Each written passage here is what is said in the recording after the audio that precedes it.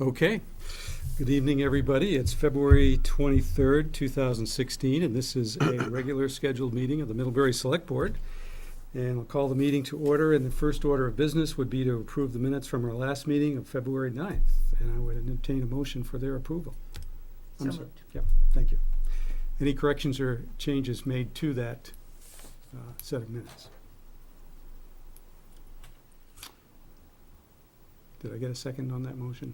Yes, you did. Yeah, I did, Gary, thank you.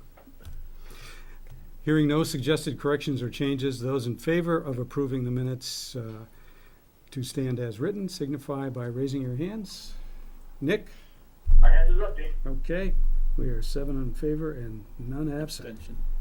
Yeah. Brian. I'm sorry, Brian, you weren't here, so 1 abstention. 6 in favor and 1 abstention. Thank you. Approval of the agenda. The only thing I have, there are a couple of items that I think Kathleen shared with everybody that we need to add to item number 5, the town office recreation update, and the local project management team update on the downtown bridge project. But no new agenda items, just a little more information in each of those packets. Does anyone have anything else on the agenda? Move approval of the agenda. Thank you. Is there a Second. second? Motion's been made by Gary and seconded by Brian to approve the agenda. Those in favor signify by raising your hands. Nick? My hand is up, Dean. We are 7 in favor and none absent. Citizen comments. This is an opportunity for anyone here, and I know Jason is here and Jamie is for something that's on the agenda, so I don't believe we have anyone here making citizen comments. So we will move to our first item of business, which is the town office and rec facility update. So Nick, if you want to begin with that, there are a couple of things. I don't know if you got the updates from Kathleen that we needed to add to that, but I can follow up with that and along with Laura after you finish with your part on this. Okay, sounds good. Well, let me get going on this part here. We did have a meeting last Friday with our town office and recreation committee meeting, and what we can report at this time is the town office is continuing on schedule within budget, expecting the certificate of occupancy within the next couple of weeks. So making good progress and aiming for a move-in the end of March. The recreation center is now open, and it's been, Terry and Dustin have moved in. The building has already been serving some of its functions. I actually went by there after our meeting the other day and was walking through with Terry, and it was wonderful to see some kids coming over and playing on the new courts. So it was a really nice thing to see.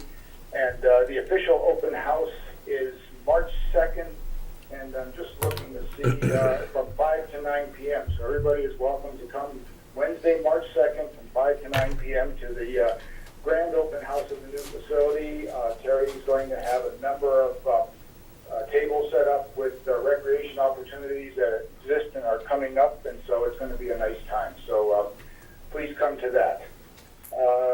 The other thing we did is, as you recall, last time there was some issues raised about the donation protocol that we had, and so we actually reviewed that, and there have to date been a number of generous donations from organizations around town, things including 7 of the benches that are going to be placed around the building, and there's extended interest for some of the other things on there. We are assembling a list of the items, and they will be placed that are still available if organizations or individuals wish to donate.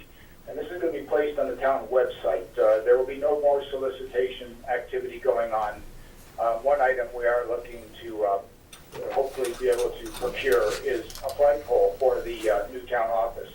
The one that presently exists outside of the current town office is going to be relocated over to the recreational facility. So again, we'll have this list to be posted on, but we're done with any solicitations on that.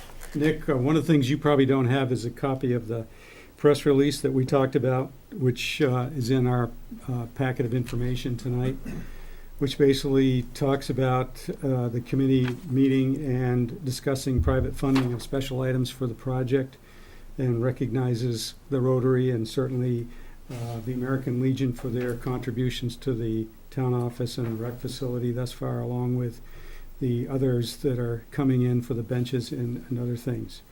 And Okay, so great. at the end, Update on that one, Dean. yeah, and it talks about basically the only things that were left outstanding to the list of things that folks could donate to if they choose to, would be the flagpole, as you mentioned, and I believe there's a couple of benches left that might be available as well. That's right. I think there were 10 total ideally planned for the whole site around the building. We have 7, I believe, to date. So it's been very, very generous donations from individuals and organizations for this. So we appreciate that. Good, thanks. Other thing we did is we looked at a few items, some small change order items, and evaluated them. One was an installation of a sliding glass window for the clerk's office. This is just something that will allow open or sometimes, if necessary, a little more discretion when discussing issues with people who are in need, looking for assistance. So that was put in, requested for the sum of $1,690, help more efficiency with the clerk's office. Also, one of the things that did emerge, and it was during some of the little snows we've had, but with the metal roof, there was some sliding of snow, and so a decision was made to put rooftop snow guards on to eliminate that problem to the sum of $6,255. That makes good sense. Then the other one was earmark some funds from the owner's contingency for art display system at the town rec facility. What this comes out is to a number of figures that will be placed along one of the walls, showing just kind of silhouettes of people at play. We thought it was an extremely fun thing to have on there, and it does really add a nice extra little bit of life to the building, and so we thought that was a reasonable thing to do. So the total for those 3 things is $9,945. So let's see here. On that one, will be the request for recognition for these things. Mhm. And so I guess, do you want to do this as separate motions? Or? Unless anyone has any objection, I would entertain a motion to approve those 3 items. I'll make a So motion. Okay. The motion's been made by Nick and seconded by Gary. Any further discussion on that? I think part of the silhouette art, too, I think it'd be helpful to know, goes across some of the glass doors. And one of the concerns there is that without something on the doors, you might accidentally walk into the glass and not realizing that it was a door. So it looked very nice. It was very well done. That's Good the, thing there. that's the art display system would go on the doors. Yes. Yep. Anything else on those 3 items? Those in favor signify by raising your hands. Nick? My hand's up. We are 7 in favor and none absent. One of the additional things, Nick, is Kathleen has provided us with the final bid figure for the purchase of the security surveillance systems for both the town office and the rec facility. And that total cost is $14,292 for the town office and $19,196 for the recreation facility. And this is Okay. from ProTech Security and Fire Systems. And I don't recall what the budget was on that we had approved, but I think that's pretty close to right in line with that number. Yeah, I unfortunately don't have the numbers in front of me. What this is for is a higher quality of cameras and also a network that can be actually monitored from remote. So it'll increase the safety and security of the building for both the building and for the premises and the people there. So we felt this is a very, very good thing. It's something that's going to last much longer, and the idea is let's just do it right now. Any questions on that? Pleasure of the board. Is it close to the amount you'd I'm allocated? trying to find that. I know. It is not close to the amount we allocated. It was about $5,000 that we allocated for each system, but that was for a very rudimentary system that was not networked. I believe, Nick, help me out here. But still, we have accounted for these higher figures within the budget and still Sure. have a Okay. contingency in the order of $59,000, Dean, in the Yes. owner Yeah. contingency. Yeah. That's gonna be my question. So Yeah. we listen to contingency. And we're a couple weeks away from it. So I'm okay with making a motion Okay, to award a contract to Protec for installation of a security surveillance camera system, the new town offices building, for a total cost of $14,292. Do you want the second one too? sure. And to award the contract to Protec for an installation of a security surveillance camera at the new rec facility for a total cost of $19,196. Thank you. Motion's been made and seconded to approve the bid for the security systems for both buildings. Any further discussion? Those- Okay, none of that.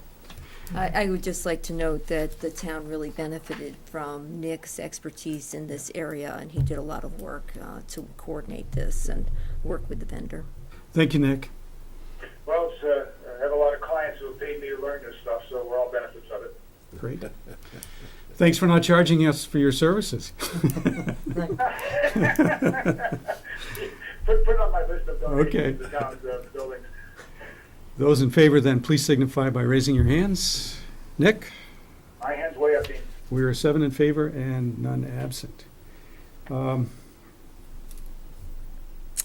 Let's see, we also have the Hannaford Career Center storage space lease agreement, pretty much following what we had agreed to in our memo of understanding. Kathleen? Exactly, just written up in a lease form for your consideration, subject to review by the Hannaford Board and review by the Department of Education for compliance with education funding requirements.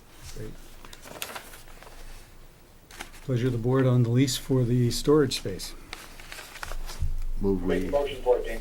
Thank you, and Gary has seconded it. Motion has been made and seconded to approve the lease and authorize the manager, is that correct, to sign the Yes, lease? please. On behalf of the town with the Hannaford Career Center for storage space. Those in favor, please signify by raising your hands. Nick? Hands up. 7 in favor and none absent. Thank you. Floor scrubber. Kathleen, I'll let you address that one. Okay, we've been looking for a floor scrubber, which we need for the gym regularly. Maybe 2-3 times a week, we'll need a floor scrubber in the gym, and then also in the hall, in the multi-purpose room. So that this machine is going to get a lot of use, and we'll also be able to transport it over to the town offices to use less regularly in the foyer there. So in your packet, you have the recommendation. This is a $5,558.40 piece of equipment. I'm suggesting a split between the recreation facility construction budget and the town offices budget of 75-25. This is through a state purchasing contract, so we enjoy a 20% discount off of list price on it. Chris English did a nice job of comparing what it would cost us to contract out with a local cleaning service and also to lease the equipment. And definitely the way to go is to purchase a piece of equipment. Okay. Questions for Kathleen on the cleaning equipment? Pleasure of the board then. no, I do have Okay. an observation. If we're gonna have to transport that, what if somebody drops it or something? Yeah. Would Do it you be think we wiser should- to buy one each, and then maybe we could switch off the one that wasn't used so much? Sure. So if you would approve this for will. purchase for the recreation facility, we can see if perhaps we can use a smaller model at the town offices and dedicate it there. So at the town office, it's primarily the tile floor that you would be using it on? Yeah. You might not need a Yeah. Something one. substantially The one less, yeah. The one that's in here quoted is the one, the ride-on one. It's like what we would use in our big facility out in St. Albans. We actually bought one Did you? from the same company. It was one that they had on rental, and it's given us good service. Would it be difficult to move it from place to place? Not if you have a trailer, but Yeah. I don't know what we have for, it's not convenient. It almost sounds like it It's might be, heavy. it might be too big for the town office. For the little floor in the town office, I think a little handheld one would Yeah, be more effective. okay. Good point, Like what Gary. we use in the military. You gotta know how to use I it. remember those, You know, yeah. you Yeah. can go for a ride. You can use take it off on around. those. Don't use a towel under it. Shines the floor too much. Well, I'll move that we approve purchase of the self-propelled floor scrubber for a total cost of $5,558.40. I'll second that. Thank you. Motion's been made and seconded to approve the purchase of the floor scrubber primarily for the recreation facility, and we'll continue to investigate what to do in the town office. Those in favor signify by raising your hands. Nick? My hand is up, We Dave. are 7 in favor and none absent. And the only other thing, was there an update, Nick, on the proposal for the facility here that we needed to discuss at all? Yeah. The demolition? Yeah. Or, Nick may not be familiar with this. Okay.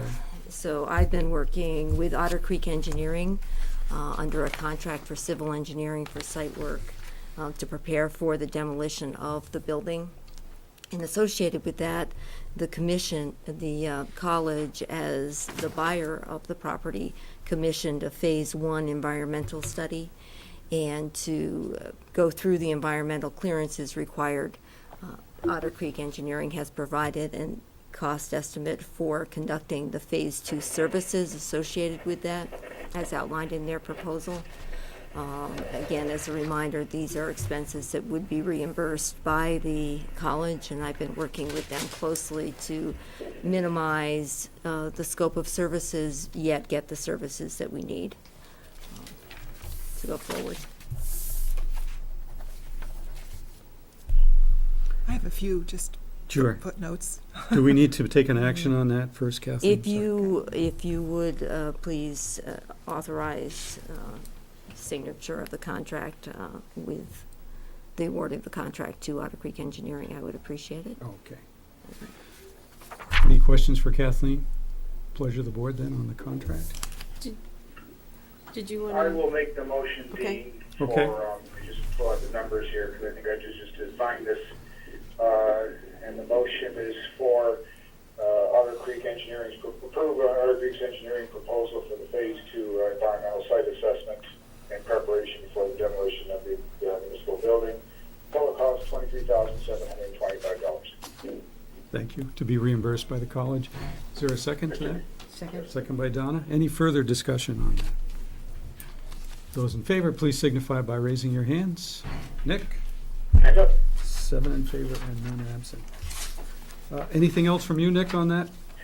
Only final thing, Dean, is in preparation, notice for the future, as I mentioned, town offices, we're looking to have the certificate of occupancy very soon. Move-in is the end of March, and open house has been scheduled for Friday, April 29th, 3 to 5 p.m. So again, everybody's welcome to the grand opening at Friday, April 29th, 3 to 5. And that's it. Thank you. Laura? At which we will celebrate the incredible energy efficiency of both of these buildings, and particularly that one. And I just wanted to This is what was let approved. viewers know that Chris at that meeting had said that when he tested out the rec center for air tightness, it tested out tighter than any building they have built, which is amazing. So these are definitely buildings that have accomplished the town's goals of providing efficiency, high efficiency, which is why we went to construction in the first place. So I just wanted to note that, and it's definitely something to celebrate about both of these buildings. And of course, the town office is not only a tight building, but a net zero building. And what that means is that all of the energy that it needs will be offset by renewable energy that the town has had the wisdom to create, in solar arrays that it's carefully sited. So that's a great achievement, I think, for the town.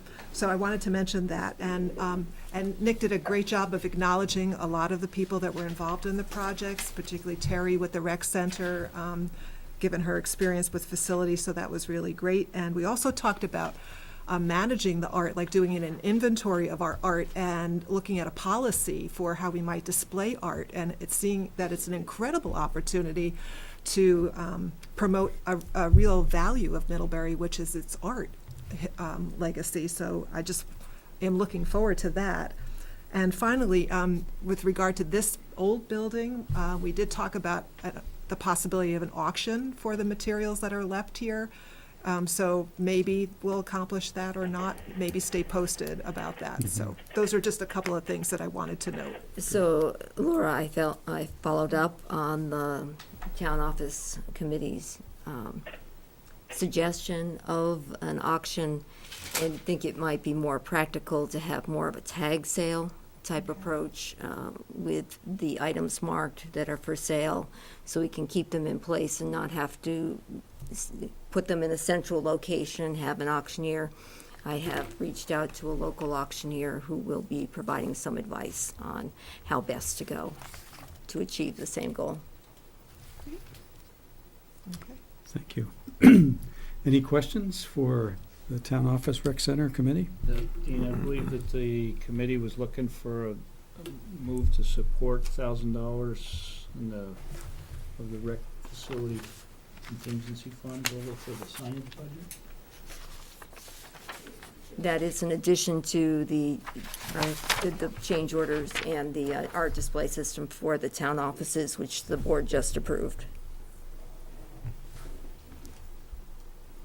It's to provide some additional silhouettes as we're envisioning. Right, and we did include the total of 2450, which was in addition to the 1,000 already in there. Is that the way it was? It was the pictures on the glass doors. Right, So so we had 1,000 sort of bookmarked for it, and we added 1,450. So we approved. Haven't moved that yet. I thought we approved the 2450. No? no, Okay, sorry. I missed it if we did. Me too, then, if we did. Let's do it again, then. We approved the concept, but not the amount, apparently. We did the 9,945, which was, Right. Yeah. you know, for Okay. the clerk's office, the snow guards, and the, I thought it was for the contingency. this is for the art display at the town offices. The art display system, which is the hanging rails. The hanging racks, I'm sorry, we did not do that. We Okay. just did the one at the rec center. Correct, got it. So this is for the, Thank you, Brian. Well, we've done the town offices, now we want to do the rec center. Right. okay? And that's your motion? Your call, you do it. It won't hurt to do it twice if we did it once. If we didn't, we'll get it. I would recommend support of the building committee's recommendation to allocate $1,000 from the recreation facilities owner's contingency funds to the signage budget to increase that line item to a total of $2,450. Right. And that's for the art display at the recreation center. Yes. Second. Seconded by Donna. Any further discussion? Sorry about the confusion. Those in favor signify by raising your hands. Nick? I lost him. Hello, Nick. We're 6 in favor and now 1 absent. Helicopter swept. Okay, did we get everything on the town office and rec center? I think so. Okay, See what's up in there. let's move over to the local project management team updates and on the downtown bridge replacements. So we've had a number of meetings since we last met, and Donna, help me out if I forget any of these things. Trying to recall, I think at the first meeting that we held after our last board meeting, we talked with VHB about putting together a display for us to use and to help with a presentation at town meeting for an update. We've also talked about the continuing discussion over the change in the revised plans as they go forward, if they consolidate any of the operations to lessen the amount of construction time, that we would like to be kept appraised of those things so we can keep moving forward with this with sort of a control over what the time of construction is going to be, and to any degree that we can shorten that, we want to be working to that end. We also had our discussion about the vertical clearance, and then, as you may recall, there was a 2-page letter from the Secretary of Transportation outlining concerns raised about lowering the vertical clearance any lower than 21 feet. And at our conference call between the committee and V-Trans, we came to the agreement that we would all support the 21-foot clearance, which is 2 feet lower than the standard adopted by the state, and that would be presented at the Rail Council last Wednesday. I attended the Rail Council meeting in the legislature with Jim Gish last Wednesday, and after V-Trans did their presentation about the updates thus far on the project, we were given an opportunity to express our concerns about the impacts on the town of Middlebury and how we were working to achieve those goals. And in the end, the Rail Council was very supportive and understanding of the concerns that we have, and did support the lowering clearance to 21 feet. So we pledged to work with V-Trans to continue to work on the schedule and controlling the impacts on the downtown as best we can. We also had some additional discussions about the drainage issue, which would be one of the advanced projects that would be started later this year. And our committee had some concerns about the fact that the drainage part of this project did not seem to have any water quality permits that might otherwise be required from another project. And we learned that the railroads projects of this type are exempt from Act 250 and are not accountable under the Clean Water Act. One of the concerns that we had and talked about at our committee level was that we wanted to make sure that going forward, the town would not be liable for any of these issues should there be a problem going forward. So we have asked, and Kathleen gave us a brief letter, that we've asked our town attorney to prepare a document for us to request from V-Trans that this project hold the town of Middlebury harmless should there be any issues going down the road with water quality issues, clean water issues, EPA issues from this part of the drainage project. It was explained to us that there would be some type of mitigation going in, some companion work that might lessen the impact of what they're doing. We're not sure what that represents, but in the end, we want to make sure that the town of Middlebury is protected. Don, anything else on that I... No, I think that covers it. I think that the concern is that we just be held, non-liable for anything in the future based on their site balancing, which is what they're calling this mitigation of stormwater runoff. So I think if we have council look at that, we're in good shape. It's good that we're not liable, and I hope that it doesn't happen, Right. of course. So I don't know what other measures can be taken to prevent contamination. It's a very difficult thing. In the Agency of Transportation, there's a whole different set of standards for stormwater runoff that are different from what other people might be held accountable to, because it's very difficult both on roads, any on permeable and non-permeable surfaces, to look at that and to be able to actually mitigate it, to attack it. So it's exempt from many of the same standards that you would find in industry. And I think it falls under, whether the EPA agrees with that or not, under the Clean Water Act, that the state has a protocol in place, and they're actually, I think it's in the legislature at this point to pass a bill, which I think is called, is it TS4? It's a way of dealing with stormwater runoff. So we just want to make sure that if anyone changes their mind, we're not liable for that down the road. The drainage in this is being designed to the railroad standards, but it does affect the town. So Yep. to that end, we want to make sure before we sign off on anything that's addressed. Does this tie into our town stormwater runoff system, or it goes direct Into the river. right? As does most of our stormwater, Yeah. really. I mean, we've spent a lot of money over the last 20 years separating it from our sanitary system, but any new projects typically have to have some sort of stormwater mitigation included, except for a project like this. So anyways, and last night we had a meeting with the residents and businesses, some of them from South Pleasant Street, to discuss the possible location of the temporary bus transfer spot on South Pleasant and changing that to one-way. We had a very good discussion with a lot of the folks that live and work there about their concerns.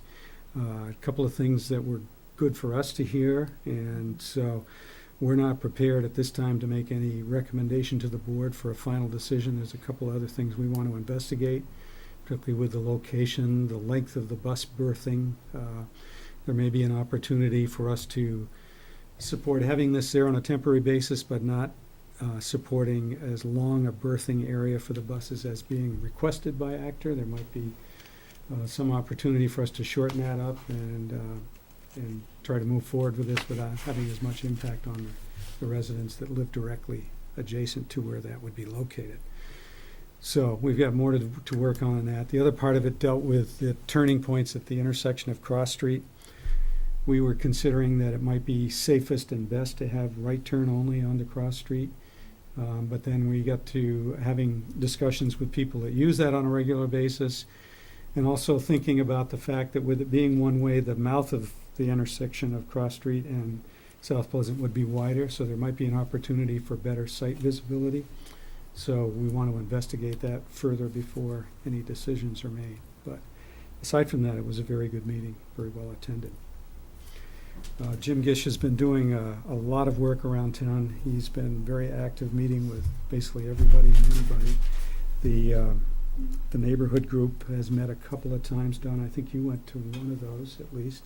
I did. And they've been very supportive in attending most of our committee meetings as well. So it's great to have them working with us to find solutions to parts of this project as we move forward.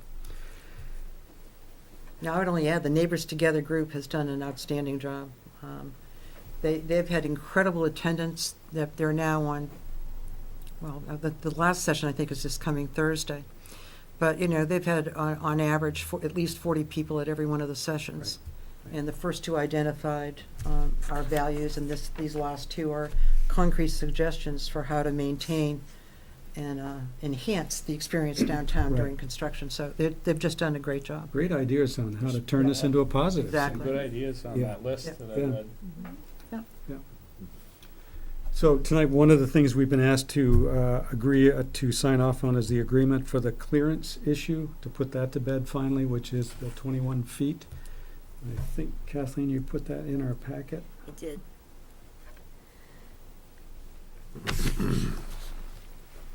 And essentially, this would be the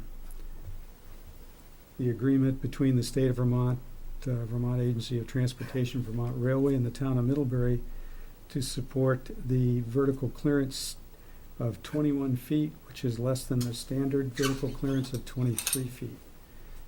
And I don't think there's anything more to it than Is this just that one issue. This is a clearance variance agreement? Yes. Basically Any saying we're questions? accepting it to go below 23 feet, right? Right, and we are not pursuing any other lessening of the clearance beyond 21 feet. So you would like a motion to support? That would be great. Kathleen signing that? for Yes. the town of Middlebury? So I guess I would move to support the agreement and authorize Kathleen to sign for the select board in the town of Middlebury. Motion's been made and seconded to support the railroad clearance variance agreement between the town, the state, and the railroad to allow for a vertical clearance height of 21 feet versus 23 feet. Any further discussion, Donna? I just want to make one comment, that along with the rest of the local project management team, I support the 21 feet. I think we negotiated hard to get to that 21 feet. My agreement on that is based on the fact that we've been assured that the duration for downtown construction is 1 year. All during this time, we have looked at Good point. construction duration as our primary issue, whether it was 23 feet, 21, 19. And so I am supporting it at 21 feet because we have been assured that it's a 1 year project downtown. Other comments or discussion? Thank you, Donna. Those in favor of the motion signify by raising your hands. Nick, are you back with us? I am, Dean. My hand is up, and actually, well, go ahead first, if now, please. We are 7 in favor and none absent. Go ahead, Nick. Actually, I think what happened with the last vote is I heard all of you, but I guess you lost my sound. We did. But I did vote affirmative. Okay. Still valid. All right, thank you. So we'll ask Peg to make the correction in the minutes that we were unanimous, 7 in favor and none absent. Thank you. Any other questions or comments on the local project management team updates on the railroad bridge project?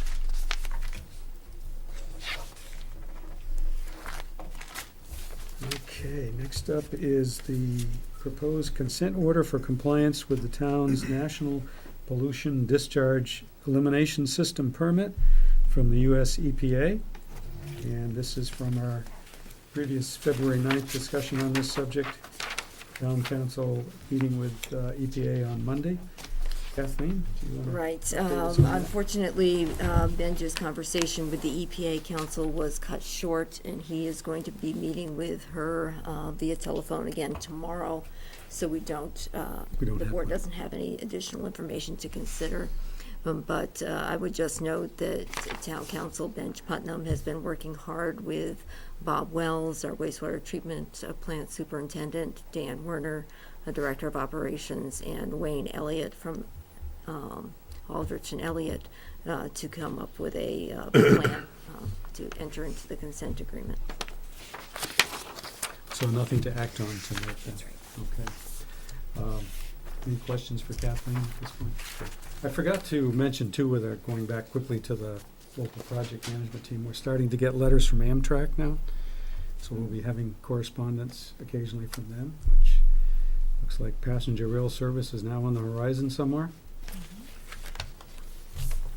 Next up is our committee reports, and first up is the Business Development and Innovation Fund Advisory Board meeting of February 3rd. Jamie Gaucher. Thank you, Dean. So on February 3rd, the advisory committee for the MBDF was able to host Carl Cushing and Joan Snyder. Carl is the proprietor of Vermont Livestock, the company in Ferrisburg that has been looking to move to Middlebury for quite some time now. He's been engaged with me for over 2 years. I think I've shared previously, we've had 2 term sheets that that we were excited about, unfortunately, that were unsuccessful. We were unable to close a deal. We're at the point now where we've identified a Vermont-based developer who is in the process of doing some diligence, and that developer might put some equity into the deal. And if that happens, then Mr. Cushing and his company should be able to move to Middlebury. Last week, I was also in attendance at the Lake Champlain Regional Chamber of Commerce. They have a new initiative. They got about $100,000 from the state of Vermont over 2 years to build some structure, to build a program connecting Vermont and Quebec, the Vermont-Quebec Enterprise Initiative, and I'm going to be participating in that. That was very exciting. It's promising from where I sit, and I'm excited about that. Last week, I was also in Montpelier. I had a meeting with Chuck Ross, the Secretary of Agriculture here in Vermont. We sat down with Caleb Rick of Ecopolymer. I know many of you have had conversations with Caleb, and Secretary Ross was very helpful, made some fantastic suggestions. And we also had a meeting with a national philanthropic organization that has solicited an application from Mr. Rick for some funding that is going to target his specific type of technology, recycling film, right? LDPE, low-density polyethylene. I spent most of the day today putting together a proposal for a software company that I met when I was at the Lake Champlain Regional Chamber of Commerce meeting. They are in Quebec, and they are looking to build a data center somewhere here in Vermont. They've recently lost some U.S.-based contracts because they did not have secure data facilities. in the United States, and they're looking to rectify that. So that's exciting as well. And lastly, for me, next week, we are going to reconvene our EDI Review Committee. That meeting is going to be on Tuesday, March 1st, and we're going to focus on obtaining some technical assistance for the town such that we can move the EDI project forward. Happy to answer any questions that you guys might have about that or anything else. Thank you. Is the livestock still looking to be located in the industrial park? Yes, ma'am. Good, okay. Yes. They are still considering the 5.1 acre lot that they were looking at ever since they've engaged me. The project, the developer, is interested in building potentially some other facilities, so we might end up with something that looks like a campus. It would still be in the industrial park, but it would be a series of buildings, and it might not be on that same location. It might be on a different parcel, but it's not going anywhere. It's going about as far away from downtown as it can be, right? I think Still that's in good. Yeah, Yes, but yeah. still in Middlebury, Yeah. correct. Great. Other questions for Jamie? Yes, ma'am. Where are we with broadband for downtown? I think we've got a lot of work to do. So if you remember, I've engaged Tilson, which is this firm out of Portland, Maine, to put together a proposal around not necessarily the technology, but certainly the business structure of building a fiber to the home network across the footprint of the ACSU. And I do have a draft report of that final report, and I'd be happy to share that with you guys. From my perspective, I'm interested in separating access from services. I think that's key in any attempt to sort of bring broadband to a rural place, right? And the example I use to illustrate that, it would seem silly, potentially, for every airline to build their own airport, right? But that's sort of what we do in the world of telecommunications, right? So the cable company builds infrastructure, the phone company builds infrastructure, other carriers have enterprise-level services connected to institutions like Middlebury College, but those networks are not necessarily available to consumers or small businesses. What we're looking at right now is something that's closer to a cooperative model, and then the secondary, outside of access and services, the secondary most important thing is how do we make it affordable, right? So there are communities across the country that have taken on fiber to the home networks, even other communities in Vermont. The important part is how do we build a business model and a financing structure that makes it work here.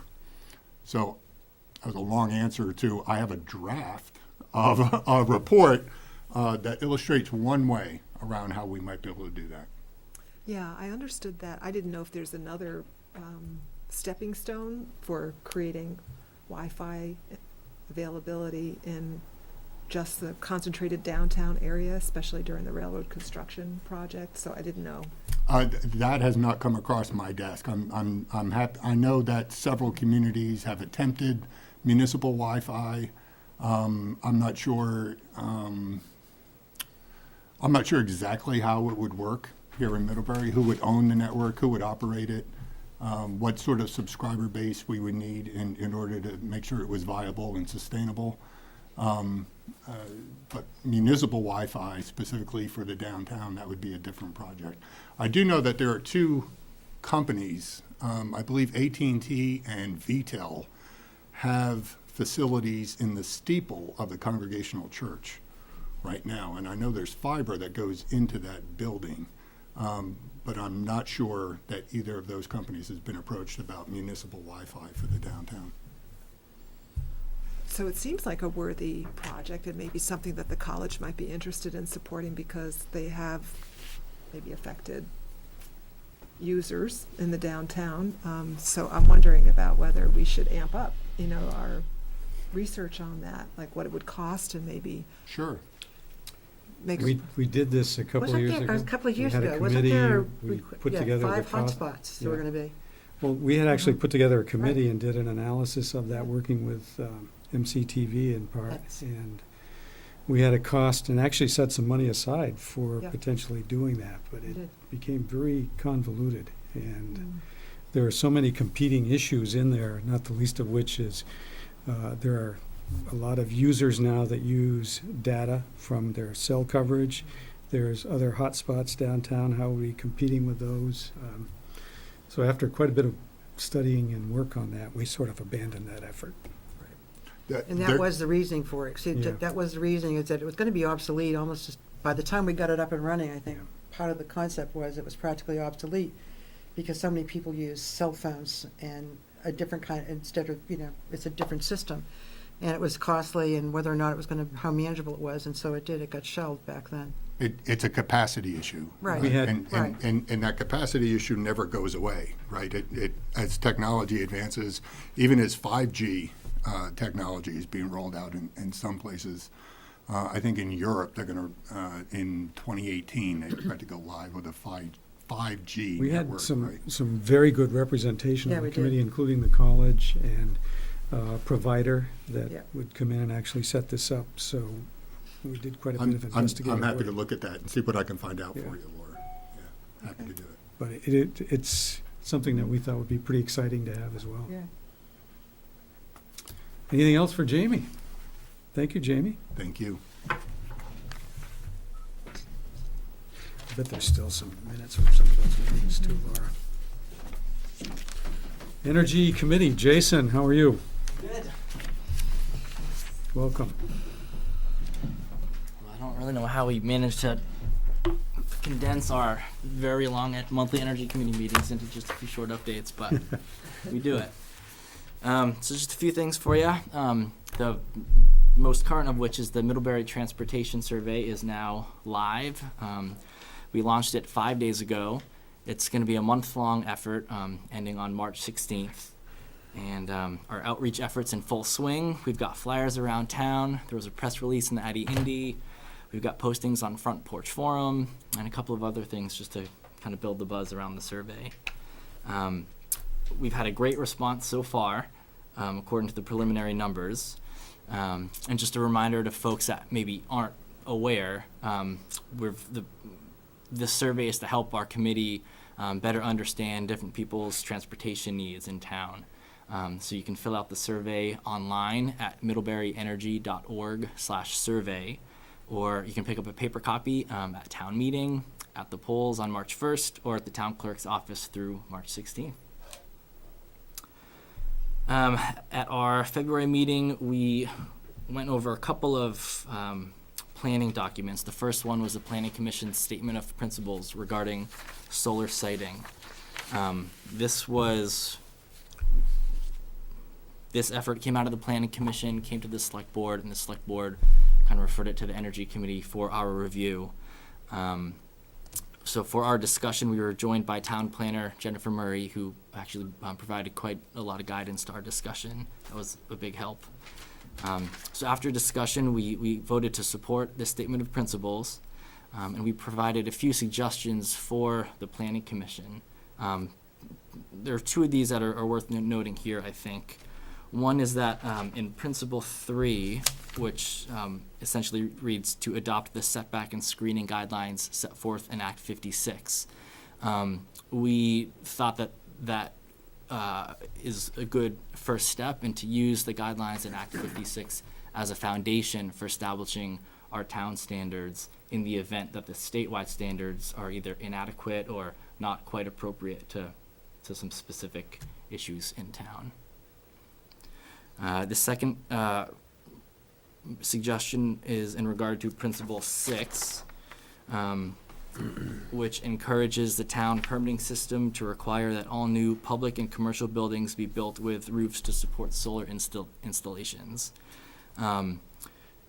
We suggested that this be fleshed out a little bit more and aligned with the concept of solar ready, and that takes into account that to install solar on a building, making sure that the roof is structurally designed to support that load. It's just actually one component. There also has to be internal wiring chases and rooms set aside in the building to put in any of the components that might be required further down the road. The whole idea of making a building solar ready is that retrofitting an existing building to install solar is quite expensive.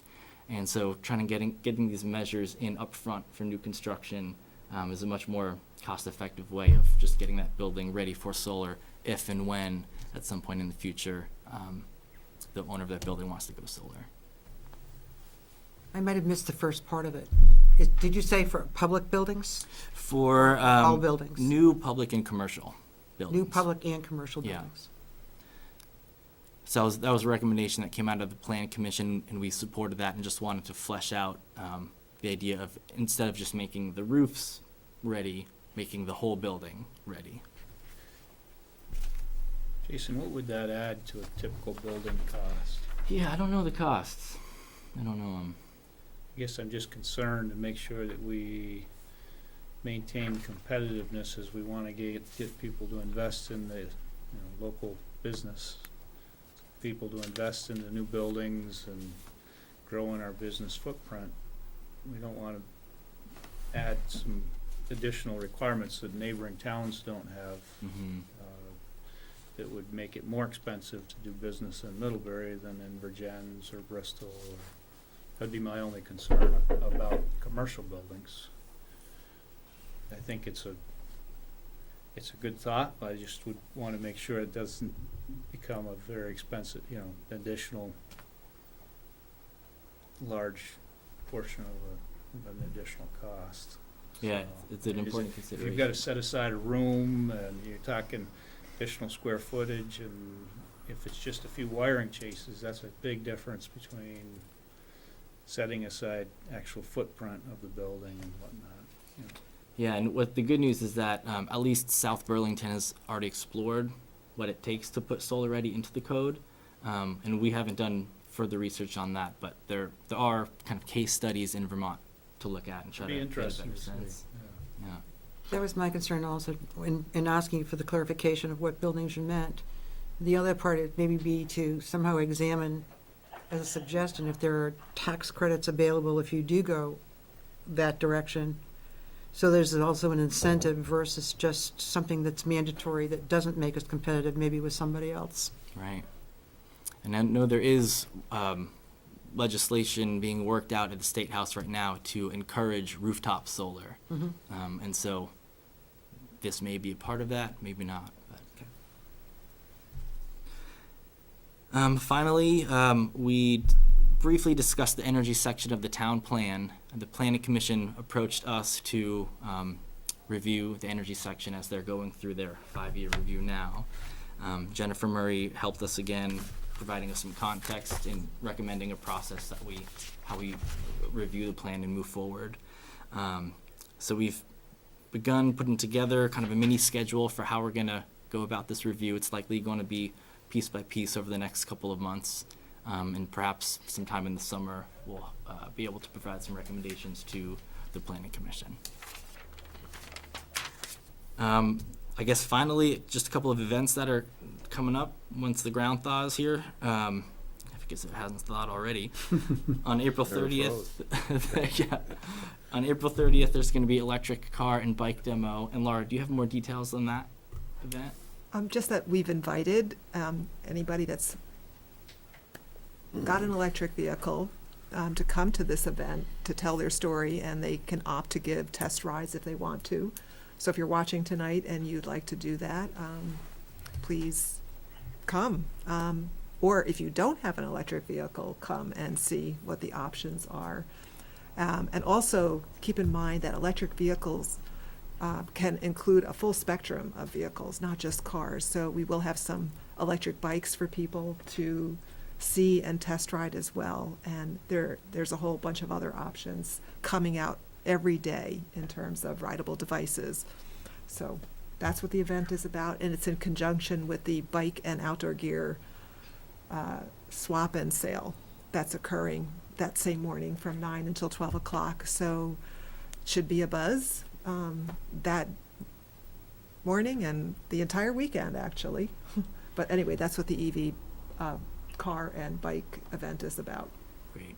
And finally, on May 14th is the new date for the Sustainability Expo at the middle school. So more details on that coming soon. Yeah, and that will have a transportation focus as well, transportation efficiency solutions. Great. Thank you. Okay, thanks. Questions for Jason? I have one, Dean. Go ahead. And I appreciate Brian mentioning the cost thing, because that is certainly something that needs to be evaluated. The second thing, I would like to have some input from an array of architects, because the one concern I have is this aspect of mandating a solar array roof could have some design and technical issues with regard to flexibility of roof design, and I would want to hear from them as to what the potential limitations are on that. Well, I want to mention something in response to that, Nick. I had the opportunity to attend the Vermont Climate Economy Summit at Vermont Technical College on Monday, which included a keynote speaker named Danny Kennedy, who's an internationally recognized leader on energy issues and the author of Rooftop Revolution, How Solar Power Can Save Our Economy. And he talked there about a number of interesting things, including that solar is getting lighter, and that it's changing all the time. There are films, so what we currently think of as a requirement for being solar ready may be changing. And so I think it's interesting to maybe have a forum like you're suggesting to see what may be coming online. And I think it is worthy for us to be talking about this and to be ready for renewable energy. He was also saying that more people are employed in solar than coal, gas, and oil extraction combined, because it's a very labor-intensive market, from manufacturing to installing to selling. The solar panels employs a lot of people, and we're seeing that certainly in Addison County, Middlebury, and the state. So that was interesting, and the technology is changing so rapidly and constantly, so we should definitely keep track. Interesting. Thank you. Anything else, Nick? Nick? Laura, I think you disconnected him. Thank you, Jason. Okay, Policy Review Committee has had 2 meetings in February, the 5th and the 12th. Donna and Gary. Can I get some Okay, we continued our review of the personnel policy, and picked up our review of the Vermont League of Cities and Towns model personnel policy with Section 22, parental and family leave. And I've got a summary here on the results of that discussion and the decision that the committee agreed to. Section 22, parental and family leave, maps to Section 302F in our current policy, noting that the corresponding section of the town's current personnel policy provides more detail regarding how the leave process works. The committee agreed that the current language should stand if it does not conflict with language in either FMLA, that's the federal, federal management, federal, I think it's just family leave. Family Leave Act. Yeah. yeah, and the Vermont Parental Family Leave Act, PFLA.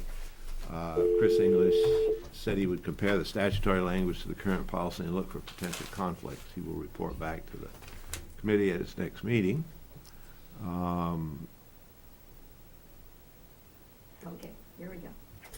You want to do the next one? Sure. And that was at the meeting of At the fifth. our first meeting, February 5th. At the February 12th meeting, we're still continuing. The personnel policy is going to take quite a while to go through. We're happy that we're back at it, because we sort of digressed for a while. In the last meeting, we were covering both the military leave and jury duty. And in every instance that we look at these, we look at federal laws and regulations, we look at the state regulations, we look at the VLCT recommendation, and we look at our existing policy here in town for both union and non-union personnel. So I have to say, Chris English does yeoman work. I'm sure Beth Dow is also helping with that. But in all these instances, you're comparing 4 or 5 documents, and what you're trying to do is synthesize for the town the best result that you can get, keeping to the basic guideline of federal regulations. And so that's what we've done with both of these. I think by the time we're done, there'll be an awful lot to read. But in this instance, we've used an amalgamation both in the jury and the military leave. In some instances, our policy was more generous than the federal policy, and we've stayed with that. Other times when it's been more generous, there was an instance, I think, in the Family Leave Act where we stuck with the state recommendation versus the one that we had had. So we try to make a recommendation based on what we think is the best guidance for the personnel of the town and for the town itself in terms of payment and coverage. So that's about it. That's what we've done the last 2 meetings. Thank you. If you have any questions on that. No questions. Thank you both. I know it's a lot of It's fun. challenges. sometimes. Good. Planning Commission meeting of February 1st and 22nd. Kathleen. Briefly, just to note that the Planning Commission is continuing its work on sections of the town plan in preparation for the comprehensive update in 2017. On February 1st, it worked on the local economy, and on February 22nd, worked on community facilities section of the town plan. The 2017 update. You won't be here. Why are you smiling? Any questions for Kathleen? Thank you. There is a resolution for downtown transportation application for funding of the flashing pedestrian beacons that our Planning and Zoning Director, Jen Murray, has prepared for us, which would be a planning grant to support, is it 50%? 50% of a Of the total proposed cost? $28,000 project to install 2 sets of flashing beacons. Jennifer, in her memo, suggested a process for determining which sections are used, and given the funding source, the downtown transportation program, they would have to be in the downtown to qualify. And to note that the Downtown Improvement District did support up to $10,000 and asked specifically in their authorization that grant funds be leveraged to match their contribution. So this seems very consistent with that. Yeah, great opportunity. So I just wanted to mention that the Downtown Improvement District was also very specific about where they wanted to see those. Mhm. And so we'll still be able to satisfy them, Kathleen, as far as you can tell? I think that there was one in particular that they wanted that may not be consistent with what the Safer to School Committee was looking at. They were looking at the intersection of Main Street and Merchants Row in that area There. for one of the locations, so. But I thought that the one that they really approved was the one that was By up the end. higher on, By the end? by the end, yeah. That's the one we support too. So it seems like there's some overlap, but we'll just have to. But the second one, I didn't think that they were very insistent about, that was up to the Safe Routes team to decide Mhm. based on priority, but that other one was clear. Well, wasn't there discussion too at the crossing at the post office being an important one as well? There was discussion about a lot of other A lot of- places that are vulnerable, but the one that they really approved the funds for was at the Court Street in front of the Right, but since there's 2, Middlebury Inn. then there might be an opportunity to put, I can't recall that. Well, the other one we said was Cross Street, that was the other one that was really vulnerable. Cross Street at South Pleasant or At- at Water Street? At South Pleasant. Which might be really important, especially with the actor relocation. Right. Mhm. Going across South Pleasant or going Going across Cross Street. Do we need to check back with them? I'm sorry? I think we have, It's we okay. have some options we're putting forward. Jen did not specify what the locations would be, so that would give us some time, depending on what gets funded, to check back with the Downtown Improvement District. The important thing is that we're leveraging the funds. Right. Mhm, Right. Exactly. Starting with great. the application for the Mhm, grant. yeah. Yeah, I think everybody gets that. Yeah. Like, Yep. great. So significantly increases. So if there's no other discussion, we do have a resolution to consider if someone would I care. would to move that resolution in support of applying for a 2016 Downtown Transportation Fund grant.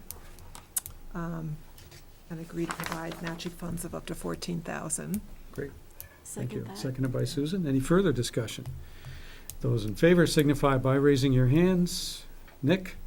Affirmative, Dean. Okay, we're 7 in favor and none absent. Thank you. Budget update, Kathleen. Okay, you have in your packets a couple of budget updates. Looking very solid in the general fund, running a little bit below budget in the administration portion due to a vacancy in the planning department. And Webster, our town clerk, does note that the election budget of $5,000 is going to be over budget, with the extra work having to do with the primary and the ACSU consolidation. But given the magnitude of that budget, that we should be safe there.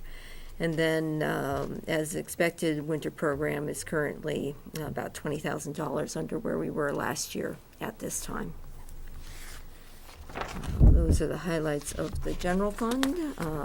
Equipment fund, expenditures are down primarily because we have not purchased equipment yet this year, or we've ordered it but not purchased it, paid for it yet.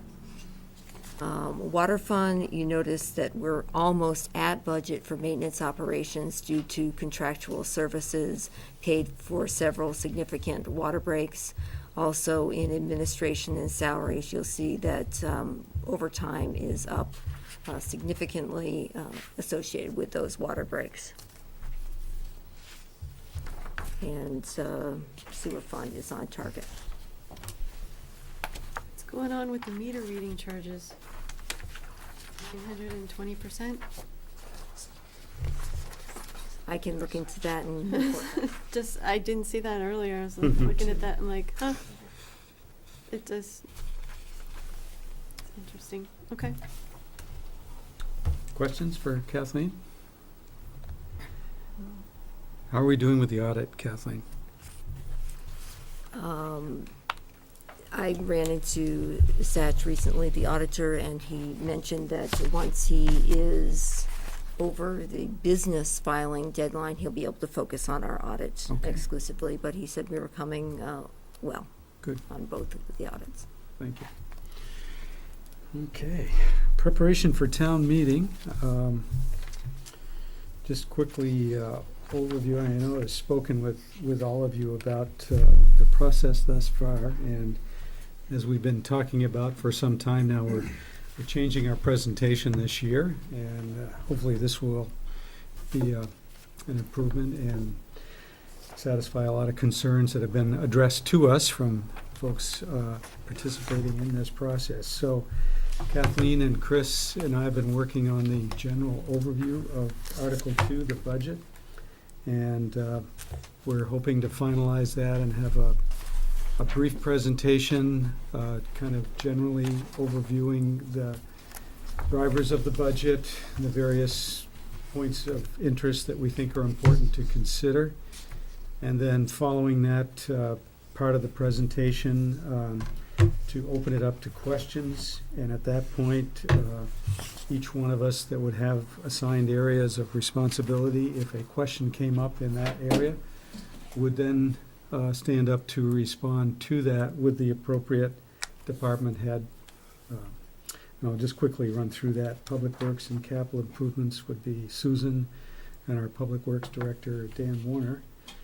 Public Safety would be Nick, and our Chief of Police, Tom Hanley, and Chief of the Fire Department, David Shaw. Parks and Recreation would be Brian, and our Parks and Recreation Director, Terry Arnold. Library and Energy would be Laura, and our Director of the Library, Kevin Unrath. General Government and our personnel issue would be Donna, and the manager, Kathleen. And revenue questions would go to Gary and again, Kathleen. Following Article 2 would be Article 3, which would be equipment and vehicles, and there would be 3 or 4 slides going with that, and Susan is going to cover that, Article 3. Article 5, 6, and 7, which deal with the changes in the tax payment issue and the tax payment penalty, would be handled by Gary.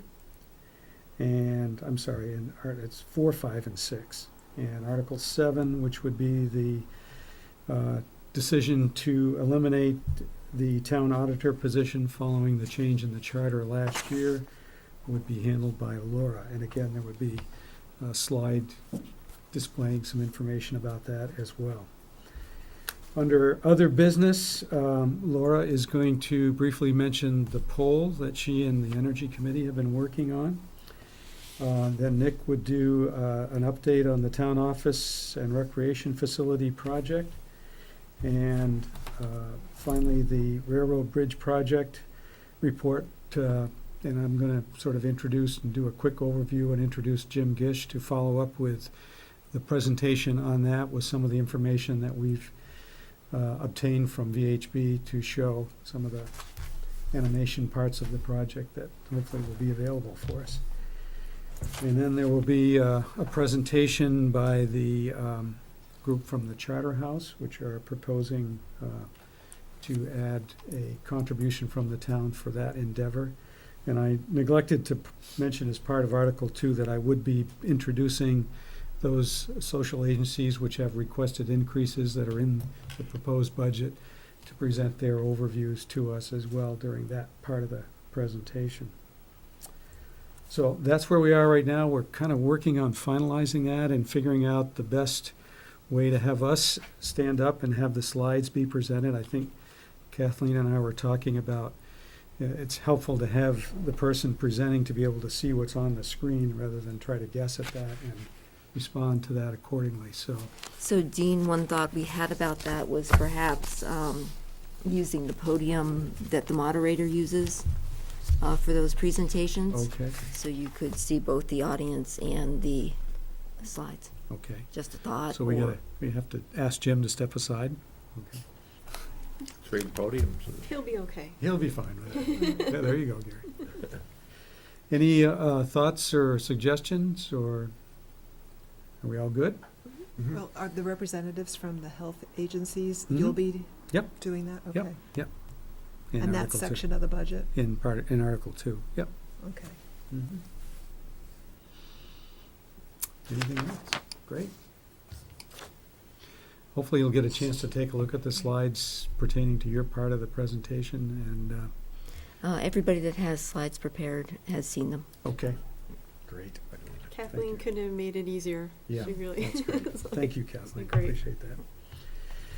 Okay. Check warrants. Gary? I examined the check warrants this afternoon and found no fault with them. This is for the period of February 10th through February 23rd today. We have total expenditures of $278,699.23, which are comprised of accounts payable of $179,672.08 and payroll through 2/13 of $99,027.15. I move approval of the check warrants. Strangely. So the motion has been made by Gary to approve the check warrants as reported and seconded by Brian. Any further discussion? Those in favor signify by raising your hands. Nick? My hand is up, Dean. Thank you. 7 in favor and none absent. Town managers report. Nothing to add? Nothing to add. Wow. Wow. Okay, board member concerns. Gary? I don't think I have any. Susan? I saw the FEMA letter about the hazard mitigation plan, which is delightful to get. What does that mean for the river project and going forward with that? I'll be working with Tim Boughton to follow up and see what the next steps are on that. We've been led to believe all along that once we Right. had our plan approved, that This is our funding would moment. be available. Okay, that would be great. And if we can, once we know, maybe just put something out on an email blast or something, because I know everyone in East Middlebury is kind of waiting, so Thank you. patiently for Patiently. several years now. Yes, right, since 2009. Pretty. Thank you. 2011, Dean. I was gonna Okay, say, all yeah, right. I was gonna thinking say, of the big no, event. you can back it up a little. We aren't that patient, but Sorry. it's okay. Only Donna? 5 years. No, I stated all my concerns during the meeting. Good job. Nick? Thank you, Dean. That's all I gotta say. Thanks, Nick. Brian? I was at a Public Service Board hearing last night in the town of Salisbury, and there was a lot of positive comments in support of the methane digester plant that Goodrich Farm is doing in conjunction with Middlebury College. And it would appear that maybe that will get Public Service Board approval, move forward. So some more sustainable energy sources. And Dean, I guess we ought to publicly thank you on TV for the 20 years of service. I think this is your last It is. meeting Yeah, in yeah. 20 years. Thank you, Brian. That's impressive. Thank you for everything you've done for the town of Middlebury in all those years. And I notice the town report is appropriately dedicated to Yeah. your service. Thank you. That was very nice. Thank you. Laura? I'd just like to thank the town and Kathleen in particular for always, being so, as much as possible, prompt in communication in response to residents' concerns. And most recently, we had some residents wondering what was going on with the Vermont gas pipeline Right. distribution. So I really thank you for getting that communication out. And I know it's a sensitive topic for a lot of people, and I just don't, there is a lot of information available on that, and if they have further questions, they can certainly contact us. And that, they shouldn't confuse that work that's being done with the extension from Chittenden County, as the message says, that it's really about some of what you just mentioned, about connecting to the Goodrich Farm project. So it is good that we can find ways to convert methane from agricultural use into an energy source, and that certainly came up at the Climate Economy Summit. And certain towns like Rutland is actually undertaking one of the state's most impressive and largest wastewater cogen projects. And as an energy committee, we've been monitoring that too, when it's our time, to look at that possibility for translating our waste water into, or our waste into energy. And it will come, and it's a good investment that we're monitoring. And we have a strong energy committee that's watching projects like that. So I just wanted to mention that. Thank you.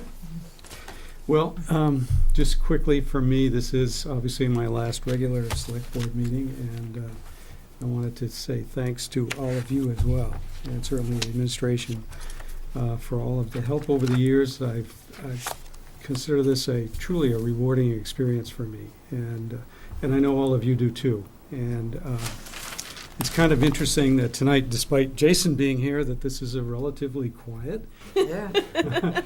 You never know when you walk into this room and you see what's here for a crowd, what to expect. And we've certainly had some meetings where standing room only, people out in the hall, and it's going to be a long night, but together we get through these things. And even though there are issues that people get very passionate about on both sides, it's important for the board to work through those passions and in the end, make a decision that comes up to be the best thing for the town that we all care a lot about. And for that experience, I'm truly grateful to have that. And I wish you all the best in the future, and look forward to seeing you in the new town office. Hopefully you'll be in the audience to sit in the back there and see how things work. Thank you. Thank you, Dean. Yeah. So we do have an executive session. Yes, we do. Susan? In accordance with Vermont's open meeting law requirements, I move that the board find that premature general knowledge of the consideration of contracts would clearly place the select board at a substantial disadvantage because the select board risks disclosing its litigation strategy if it discusses the contracts in public. Is there a second to Susan's motion? Seconded by Gary. Those in favor, please signify by raising your hands. Nick, Hand is up. second motion. I further move that the board enter into executive session to discuss contracts under the provisions of Title I, Section 313A1 of the Vermont statutes. And a second to that motion. Second. By Brian. Those in favor of approving the second motion to go into executive session, please signify by raising your hands. Nick, Hand is up. we are 7 in favor and none absent on both motions. Thank you. And we are done.